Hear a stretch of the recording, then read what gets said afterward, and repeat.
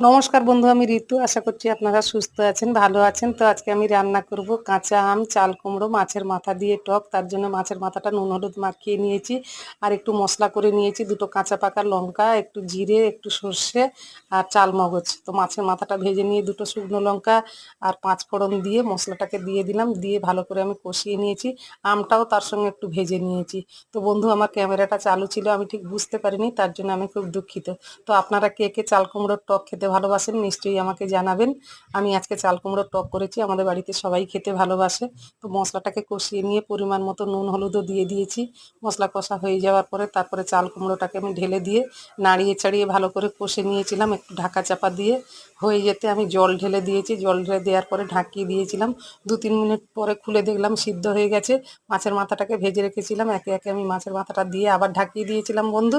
তো এই পর্যন্ত রান্না ছিল। নমস্কার।